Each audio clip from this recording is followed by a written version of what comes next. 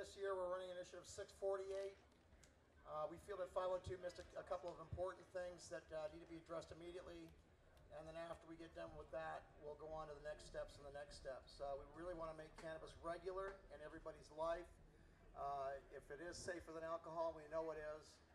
We have to remove all the reefer madness stigma that's gone on. So what we do with 648 is we allow any adult 21 or older to grow at their home 15 plants and possess up to 24 ounces, which is our current medical limit. Now, over the past several years, we've run a couple initiatives. I started out with Sensible Washington in 1068, 1149. We had a couple of practice initiatives on our own. But you have to shorten this thing. 502 is 68 pages long. And we've got this down to 2 pages in really big print. So it's home growing without tax, fee, license, permit, or registration. Now, in a nod to 502 and home gardeners everywhere, we also feel that if it's legal to possess and grow your own, you should be able to share your bounty as out of the garden as you do with every other thing. So when you pass your neighbor a zucchini, we feel that you should also be able to, not for profit, transfer up to 1 ounce to any other adult without tax, fee, license, or registration. So the next thing is we have to stop arresting our young people under 21. You know, it's legal now. If you're 21, you can have up to the ounce. If you're 20 and 11 months, you can still spend a night in jail for what will be legal in a month. So we feel that adults, now that we're in the new age, if you're 18 to 21 and have a violation, it's like a parking ticket or anything else. You know, you will go to court, you will respond, and you'll settle it. If you're under 18, this is an issue that needs to be dealt with in the family. Your family will take you to court. But we need to stop putting our young people into jail unnecessarily. They take them away from work. We put them in with with criminals that really are detrimental to their development as young adults. And we don't, that's completely unnecessary. Patients have been very concerned about the 5 nanogram DUI per se here in Washington State. I understand why 502 put that in there, but I'm just not sure of the science. We know that 0.08 BAC is a consistent indicator across the population of impairment with alcohol. What we don't know, first of all, we don't know if a measurement of nanograms in the blood system is even a measurement of impairment. Maybe it's something else. Maybe it's some other determinant. But we need to do that research before we go putting in these arbitrary DUI amounts. So those are some key things of 648, and I'll be happy to talk to you about it more later, but I want to give my other panel members here some time. We're at 474, right up there by Stone Village. And Jeff, all right, Reverend Cannabis, what have you got to tell us? I'm going to step in here really quick, since Don did invite me to moderate, if you needed to moderate the moderator. And so what I'm going to say is, let's all maybe make some introductory just comments on some of the things that you're observing. Try to keep it to, let's say, 2 minutes, and then talk about what each other is saying. How does that sound? Awesome. Sure. Okay, great. All right, so Jeff, there you go. Yeah, so I'm Reverend Cannabis, and you know, I believe that there's lots of problems with the initial bill that was written for 502. You know, I didn't support a lot of what there was, the DUI, the lack of the ability for you to pass a joint to your friend. If your friend's over 21 and you spark a joint, legally you can't pass it to him. It's a distribution of cannabis. And so that's felony distribution. And so, you know, there's a lot of problems with the law. I do, on the other hand, think that the law is changing things greatly. And I think that 502 as an idea for the world has really awakened the spirit of everybody to stand up for their rights to have cannabis and use cannabis in the ways that they want. So, you know, just like Don, I want home grow, I want all kinds of things that were not in the bill. But let's get to the bill. I think that the Liquor Control Board, they're doing a good job. They're slow. They're not getting through these thousands of applicants, but they've never done this before. So they do have some sort of excuse as to why they're not getting to everybody on time. It's unfortunate that Don was saying it's months and months and months past the deadline for the application, and people still haven't heard from the Liquor Control Board. But on the other hand, there are a lot of producers out there that are producing high quality cannabis.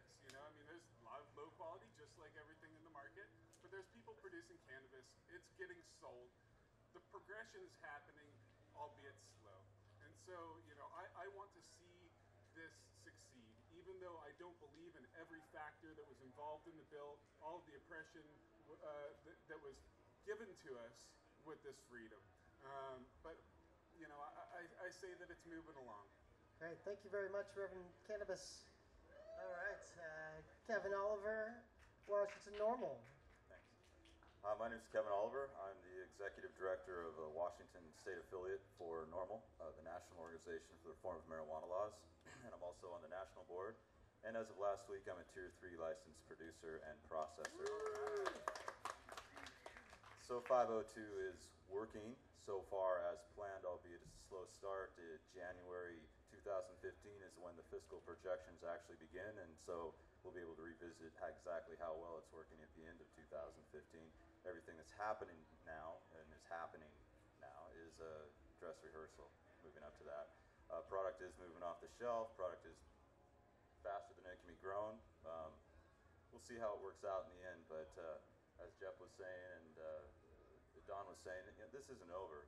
This is just the first birth of some real life after this, death train of prohibition that we've been on. I'll go ahead and pass it over and we'll get started. Great, thank you. I'm Sean Dene. I'm the CEO of Washington Bud Company here in the Puget Sound area. We've been providing medical marijuana for a couple of years now, and we are a 502 producer-processor applicant. So we're as far as we can get in the Liquor Control Board, and now, unfortunately, we're bogged down in the Snohomish County Planning and Development Department. But we're moving through that as fast as we can. And as far as 502 is concerned, a lot of people in this room know that I was on the vote no on 502 because I read all 68 of those pages and I didn't agree with a lot of what it said. But being that as it may, I'm also a realistic businesswoman and wanted to get my name in the hat for the licensing last November and December. And what I see as some major things that we need to change, because we knew that 502 was flawed. We just needed to get it there and now work on changing it and starting this next legislative session. And I really believe that one of the big things that we need to change is the non-disclosure. Our addresses and our routes of delivery need to be secret. They cannot be public record because I care about my employees and I care about myself and I care about my family, and I don't want to put it on the World Wide Web where we are. The other thing that needs to change, I believe, is the wholesale tax. None of the spreadsheets that I've done for business-wise show that you can really make a thriving business with that wholesale tax. There's just way too much involved. Sure, it's a weed, but if you want to grow good weed, it takes a lot of money and a lot of infrastructure and a lot of time and labor to do it, and we need to get rid of that wholesale tax. And then we also need to change it from an excise tax to a sales tax, because the way it's set up now is we will have to pay federal income tax on that 25% excise tax. So if you're at a 35% income bracket, you're paying 25 plus another 35. I mean, it's just ridiculous. It's taking away the even possibility that people can thrive and have a good business. And then the other thing is that one of the only laws that passed last legislative session was the agriculture bill. They took away the ag deductions that any farmer can have, and they took that away from us, from the marijuana growers, and we need to get those tax exemptions back on the books. If we're going to make this experiment happen, we've got to make it happen to where business people can go out there and have a thriving business. We don't need to get rich. We just need to be able to make a living. And with all of these taxes and regulations, that's going to be awfully hard to do. But we're pushing forward. We've got a lot of hope and enthusiasm for it, and thank Thank you, Sean. I'm Dominic Corva. I'm Executive Director of the Center for the Study of Cannabis and Social Policy. And so I represent a sort of nonprofit social scientist think tank perspective. And that perspective, first and foremost, wants to acknowledge at this table, what you have is an ethnographic sample. You have 4 producers in different stages, dealing with different things and with different concerns right now. Ethnographic subjects are samples. They're like 5 people. So there's definitely there's a large population of people, and many of them share the difficulties that Don has been having. Many of them share the successes that others have been having. But what I want to talk about, and I want to acknowledge that suffering because it matters. It sucks. It really sucks for people going through it. But in terms of market creation, you kind of got to focus, or I have to focus on the folks who are running the gauntlet for whatever reason that might be. Could be luck, could be capitalization, could be any number of things. But these are the people who are currently creating the market, creating the production lines, creating the commodity chains that right now are just in infant stages, basically. So I want to draw your attention to a couple of things. Where are we at right now? What is the state of 502 in terms of production? So right now, we have maybe about, 45 sort of active producers that have been approved and have been actually, active long enough to actually have product. So a very limited amount of folks have actually not only been approved, but also been active long enough to have products. That's one of the things producing this shortage. But if you notice on the retail side of things, even with these especially perhaps with these very limited retail sites, what's happening is this product, which is being priced at $20, $25 a gram, is flying off the shelves. Every one of these stores is running out. I think there was one retail store so far that has managed to stay open consistently. And every one of those retailers I call and talk to, they're like, we're out right now, but we'll reopen, X day, right? So what that means in sheer market signal terms is that the prices are too low. And this is I think a controversial thing to say is that right now, in terms of just sheer economics, the retail prices are too low. Now, why are they too low? If they're not obeying simple economic logic, right? Well, there are a number of reasons for these, for why they're too low. They're too low because retailers have an idea about what fair prices are. They want to build their clientele, and they don't want to start out at levels of price that they're not comfortable with. Producers, on the other hand, who can sell on the market easily at $5,000 a pound right now, and higher, certainly, don't sell at $5,000 a pound. A lot of them don't. A lot of them actually are choosing to establish supply contracts that will guarantee that the retailer will be taking their product into the future in exchange for offering lower prices today.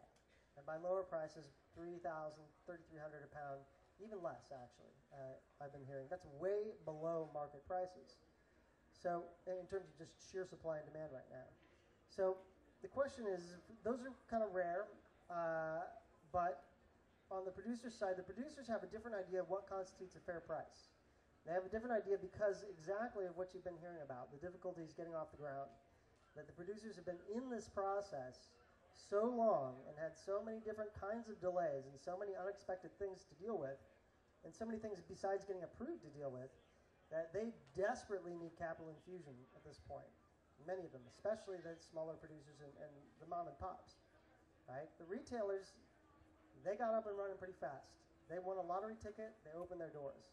So the producers are like, you know what, like you really should be taking this at, higher prices.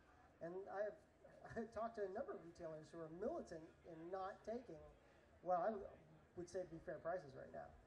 That's probably because I tend to sympathize with producers a little bit more.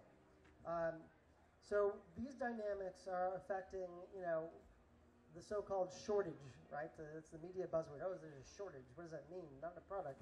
It means so many more things besides that. Like there's so many social contexts you got to pay attention to. So I think I'm going to halt there because I've gone on long enough and open it back up to everybody else. Well, the only thing I have to say to that is an eighth has been $40 for how long? 20 years, 25 years? We're due for a price increase, people. I'd like to address the zoning that you both just mentioned. One of the things we've done as the normal chapter is help organize processors and producers and retailers in some counties that have reached out to us, especially that didn't even know who their neighbors were. We've done that through the public disclosure list available from the LCB, and really just put together some email contact lists. We've had successes, limited successes though, in zoning issues that have arisen in Spokane. Mason County just lifted their ban. A few others, I've got a list, I just don't have it in front of me. And so that's one of the impediments to this wheel that's turning in slow motion. And one of the reasons it is, turning in slow motion, like Danae was saying, you can have all your ducks in a row, everything ready to go, all the money you need to get started, and then the city can say, whoa, this is for real, wait a minute, you got to be 300 feet from your property line, and all of a sudden you've got a 50-foot rectangle in the middle of 10 acres that you're allowed to put your 3 Tier 3s on. And this is the middle of an agricultural zone, and then you have to go in and try to educate the county commissioners or the city council, and depending on whether or not 502 passed in their municipality, they may have their listening ears on. After the Attorney General's opinion, that emboldened any kind of social mores or political leanings they had towards favoring prohibition and banning production or retail in their municipalities. However, as that plays out, his opinion was just that, and the state does have authority. The cities and counties cannot ban the 502 from actually happening. They can enact zoning.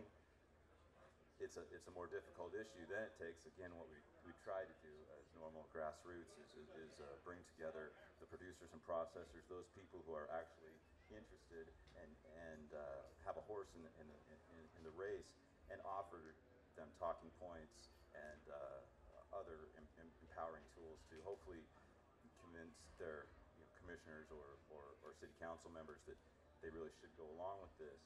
If it's not just a straight ban. It's tricky because not everybody voted for 502, especially east of the Cascades. But eventually I think that when society realizes the sky isn't falling and the experiment does work as it takes hold, it's a little bit like a plant growing. You take your clone, you hope the roots take, you put it in the dirt, you hope it grows, and all of a sudden it's a huge bush you have to trim. And I think 502 might take off in a similar fashion. And right now we just cloned it. Waiting for the roots. Actually, I want to disagree. I don't think that the problem is the prices are too low.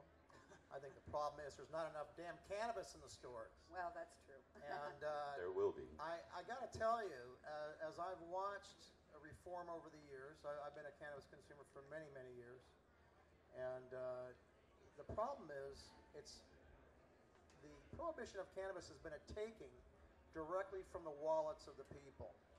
And it's been a taking through contraband pricing in the past. We've had to pay all the way up to 40 an eighth for a product that's illegal because you've got to smuggle it in, you face arrest and everything else. I can't imagine why, if we're going into a normalization of this into the business stream, why this as a legal product now, free of all the prohibition costs, the price would have to go up. So I worry that the average consumer, the person that just wants to have a little bit of weed instead of alcohol or any other substance, might be priced out of the market. I realize that right now, supply and demand, it's not unreasonable, but we shouldn't need to be looking at the prohibition pricing or beyond that in order for this to work. I mean, if you can get this just about anywhere, we don't need to guard our supply routes and everything else. I mean, you talk to beer distributors and liquor distributors, it's regular business. And that's what we need cannabis to become, is regular business. And moving ahead, well, there's a difference between it being what we want it to be and what it is right now. And so, like, True. I personally, I'm focused on what it is right now. Because if we don't understand what it is right now, there's no way we're going to make it happen the way we want it to happen. Well, I don't want to trade what has been a criminal prohibition for the general population of the world for an economic one. I really would like people to not to be heavily taxed like this and to maybe have a few extra dollars of their own to put into the regular economy in the way that they see fit. Me too. I want Well, that too. no, I know, but what I'm saying is, if I'm Joe Blow now paying 40 an eighth, and the price isn't high enough at the store because I don't want to go to the black market, I'm finally comfortable enough. Well, so The black market has way better weed and way better choices right okay, now. the Liquor Control Board has said themselves that they are only looking at licensing enough to take care of 25% of the market in Washington State. Yeah. 11%. It's 11% Well, it's now. it was okay. So whatever it is, there's you could extrapolate numbers different ways. And but, Jeff, the other but thing I that's- said was that's a small- 25% that's a of the small market part. is under 21. So what they're doing is they're easing into this, right? Of course, there's not enough production. There's only 45 entities that have actually produced cannabis. There are a lot that are waiting, right? And so in the future, I see the price is going to continue to rise for a while, and people like yourselves are going to go to the black market, and that's the way that the Liquor Control Board intended it. If they intended it to be available enough for everybody, they would have had a lot more square footage allotted, right? They want to take this in an experimental phase, right? And so that's really what it is. It's unfortunate for people. Medical marijuana patients should not be forced into going to 502 stores to get Absolutely that not. medicine because it's way too expensive. And But nobody the is guy right that now. just wants to smoke a joint once in a while, Let him. sure, let him go in there and spend $20 on a joint today because he wants to get it today. And tomorrow, after all of these producers are licensed, the price is going to come down. Producers are going to have a surplus, and they're going to go down below $40 is what I believe. Now we're going to have to fix taxes, right? But that's all of these growing pains. We're moving towards that. So. I think they'll be about $1,400 a pound once the producers are online, not $4,000. About Yeah. $87 an ounce is what a producer will probably get. How is that justified? I mean, that's an extremely high cost for a product that does not cost that much to produce and get to market. Well, I Well, then wish you I could haven't tell my priced out black market security drug cameras dealer yet. that because he's charging me a lot more than $87 an ounce. Right. He's not paying taxes. Jesus, Kevin. Well, and Don brings up a point of, okay, so forever, anybody that wants to get marijuana, we're getting it on the black market. And now we've got this legal system. Well, on the black market, okay, so you've got some risk, obviously, that is Have federal equal- prison, just ask Mark yeah, Henry, that equal risk. However, as far as the pricing is concerned, this $40 an eighth that's been that way forever, that's on a non-taxed product. It's on a you don't have the overhead of a store. You don't have the overhead of advertising. You don't have the overhead of taxes. You don't have any of that sort of overhead. Most of it's grown, homegrown, distributed among people. And I mean, look around the cannabis community. Do you see any rich people around just dripping in gold? No, because how it's been forever, you have a section, whether it's a pound, an ounce, or whatever. You divide it up into 4, you sell 3, and you smoke yours for free. I mean, that's just how it's been. So, it's time to change. We're in a legal market now. It's time to put in all of those expenses and those overhead costs and build in some profitability and price it accordingly. Well, here's where I see it's corrupt. Hold on, let me get my mic. Hello, yeah. Here's where I see it's corrupt. The people who are going to make money on this are the first producers out of the chute, the people who can get the $4,800 a pound. Okay? They said, oh, get your application in by November 18th, and we're going to treat them all the same. Put in your first application, and then we're going to issue a second application. And then about the 9th of December, they say, oh, well, we're not going to send you an application until you get an interview, and you're not going to get an interview until you get a call. So everybody who put in their money, just wait for the call. Okay? And who they called and who they chose to give these licenses licenses to are their friends, the people who know, the people with attorneys, the payoffs. It's corrupt. It looks corrupt. It's corrupt. If it looks corrupt, it's corrupt. An agency can't pick and choose amongst the people they know and give them a license. They said that first license they gave to Couchlock. Oh, we chose him for our first one because we met him at an event, and they can't play that game. They can't choose they have to treat us all equally. And if there's not enough production now causing the thing to fail, it's their fault for trying to put the handcuffs on this thing and not letting the producers get started fairly and equally and evenly. Well, and Don, I'll agree with that because the Liquor Control Board called me right away, went through the whole DocuSign, everything signed, sealed, and delivered. I mean, basically this paperwork is like getting a mortgage other than the fingerprints and stuff.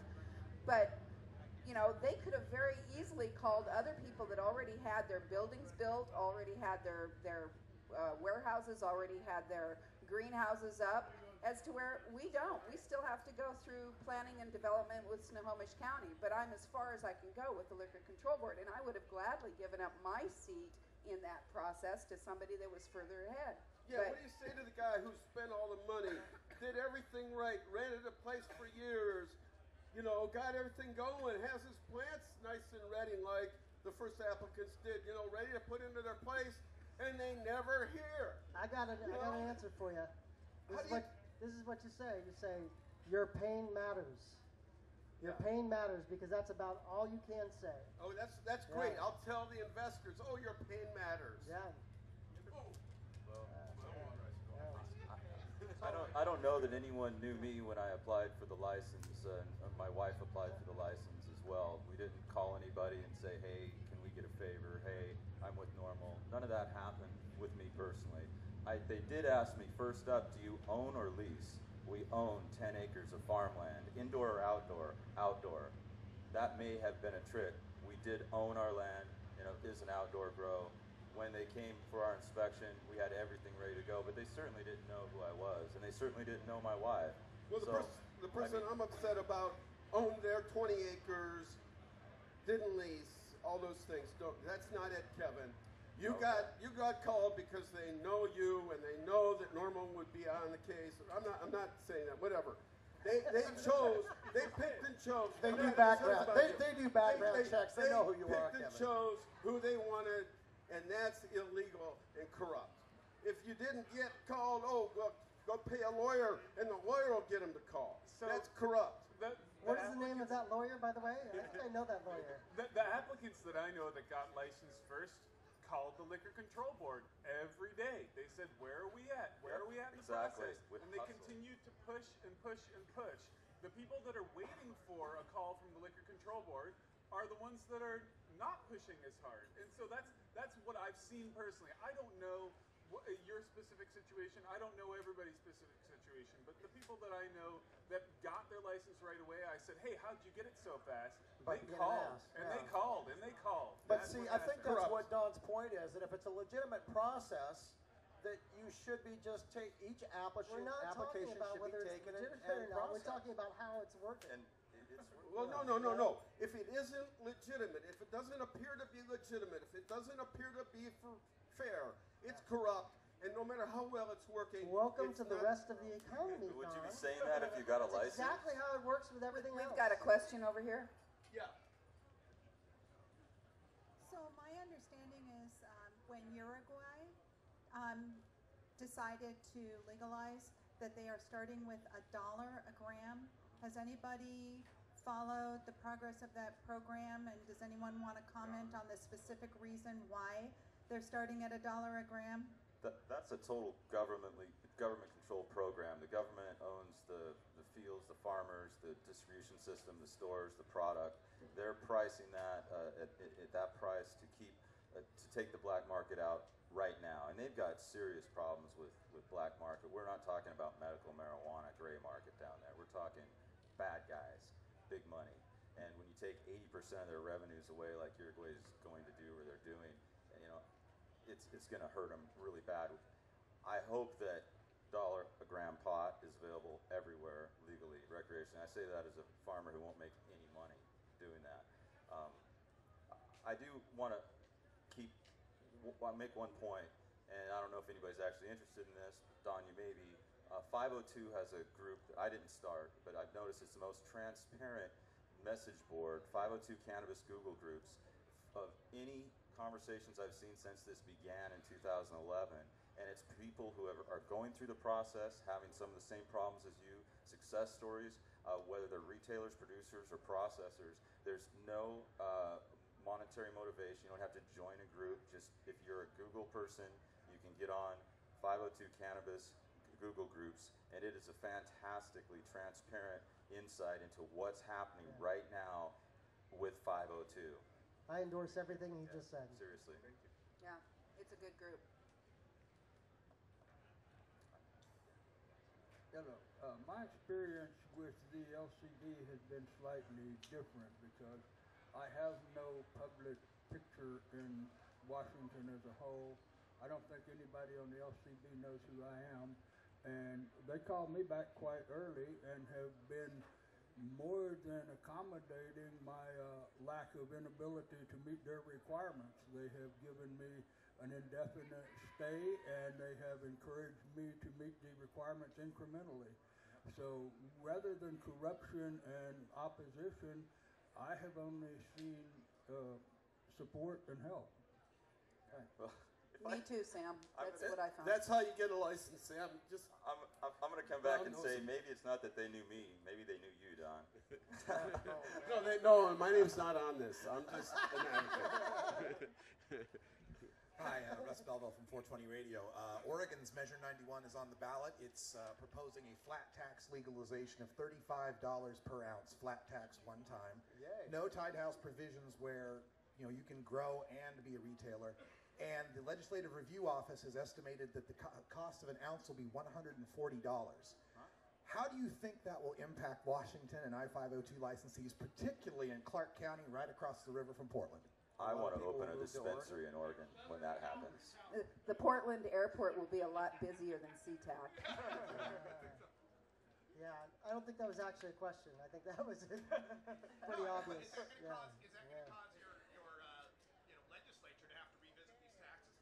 Well, the legislature is going to have to revisit these taxes. I mean, that's It's just one of the many things they're logical. going to have to revisit. And actually, that's an important thing to bring up right now as we finish up this year and go into the next legislative session. It doesn't matter whether you're a private citizen or in business. It's really important, especially as we're coming out of prohibition into regular commerce.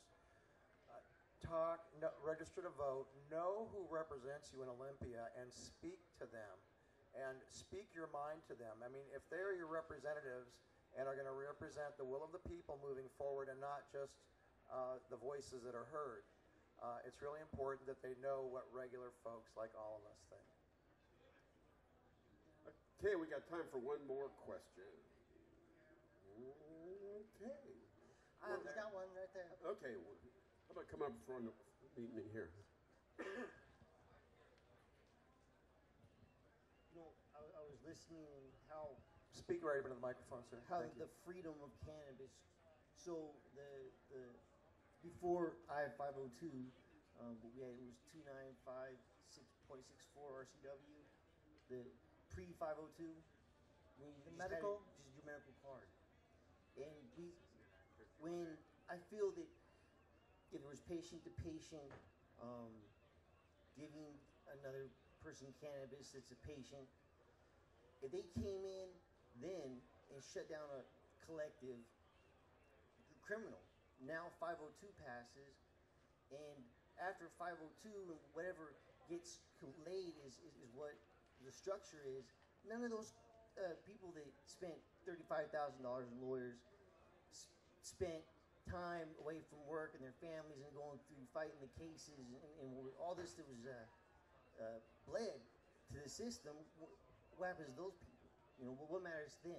Is there any that given back? Or when the well, my wife, there's no doubt that medical marijuana needs addressed in this state. Medical marijuana patients need the protection of the state, which they don't have right now. safe access points need the protection of the state, which they don't have right now. And producers and processors of medical marijuana need protection from the state, which we don't have right now. And so, there's a lot of work to do. Sure, we're legal, 21 and over. They can walk down the street with an ounce of weed in their pocket with the sole intention of getting as high as they possibly can and have no consequences. But there are a lot of consequences still for people that are working in the medical marijuana world. And that's a big issue that needs to be addressed this legislative session and moving forward. And thanks for bringing that up, because we really need to come together. All of our authorizing physicians, they know what's going on. They know what the problems are on their ends. Patients, they know what their concerns are. Their designated providers that care about them, family members and such. Our access points. I work at Northwest Cannabis Market. I see 400 to 600 people every single day. And I also see about a dozen or two groups of medical or recreational consumers that want to come in and say, well, it's legal now. But that's something we really need to be wary of, especially since there is such a lack of product in the market right now. We don't want all the medical cannabis consumers to be done out of their product because of higher demand and the mightier dollar. We need to preserve our access. There's a woman here that has had her hand up. Can we take her question? Safe access, lady. They've always had safe access for a long time for the medical marijuana before I-502. And one of the things I'm disappointed to hear was that the I-502 organizers did not invite the medical marijuana community to join that table to work on the legislation and the networking, the community organizing did for 30 years, sick people. That's why you see all the dispensaries around. That's why you have all that. When they passed I-502 and Progressive Insurance paid $1 million, by the way, Alice Holcomb never mentions that. $1 million to pay all those people. Rick Smith said to me, I won't hold it against you, Mary, if you need a job and you want to collect signatures, because I don't believe I-502. He died last December, Rick Smith, and he was one of the people that Munchie saved lives, and he was quite distressed over the nanogram. And then one of the things he said to me, he said, Mary, that Alice Holcomb and those organizers did not bring it to the table and have the medical marijuana include all their legislation and all that work, because that was already capstone. That was already precedence. And when I-502 passed, they took that away. So there's some kind of precedence there. I don't know what it is. And it's still happening. But I still need to, I just want to thank It wasn't about medical, it was about business. Yeah, and it was dropped on us. There was no input from our side, from the people who knew about this industry. None of us had input into it. Only U.S. attorneys and cops and others wrote this thing. It's our job to fix it. We can do this if we can get united about what we want as a community. If we can get all these 502 entrepreneurs and all the 501, what we're calling the pre-502 entrepreneurs, the 501 medical people, if we can get them all on the same page, we can have anything we want from the legislature. But trying to get us united, maybe that's the job of Hempfest, because no one else is doing it. We got to get united here, or we're going to get divided and fail. As far as patients goes, we need to define what our issues are clearly to the legislature. We can no longer be the fractured thousands toothpicks we've been. We need to be one big bat glued together. I just want to add that the in-state donors for 502, the large in-state donors that gave close to $1 million each, Rick Steves and Cody Swift of the River Six Foundation, and this is a $5 million campaign, so they basically paid for half of it in-state. Neither one of them are licensing up. Neither one of them are making a dime off of this. And also, 5,000 people have not been arrested this year because of 502 on possession charges, but about 170 were because they were over their 28-gram limit. So again, this thing can still be tweaked, but 5,000 less people were arrested because 502 worked. So those over 40 grams that was misdemeanor charges for what would... I said over 28 grams, they were right. misdemeanor charges, yeah. So yeah, it's legal up to 28, but then the next step is not... when I'm on the highway and I'm doing in a 60 zone and I do 70, I get a ticket. They don't take me to jail and impound my car, and I don't lose my job. So that's one of the things 648 does, is it addresses that penalty. Up to 40 grams would be a ticket. And what you all should know is that there is a task force. The legislators are getting together right now. They started last month with an investigative task force because they know they need to change 502. They know they need to tweak it, and it won't be just this year. It'll be ongoing, but they're trying to get ahead of the curve, and they are reaching out to the community to get knowledge. They're reaching out more to the 502 community and much less to the medical community. That's granted, but at least they're trying to get ahead of the ball and not just waiting for the legislative session in January. So again, talk to your representatives, send them an email, give them a call, let them know how you feel about these issues, and because they do represent us and we do need to hold their feet to the fire. Go ahead, though. All right, I just want to point out that you should listen to her. She was the chair of the Health Before Happy Hour campaign that really played a critical role in helping get the legislature at least aware that they had a lot of work to do on the medical side. And this person was a key person to make it happen. I just want to point that out. So let me do this. We entitled this panel Report Card.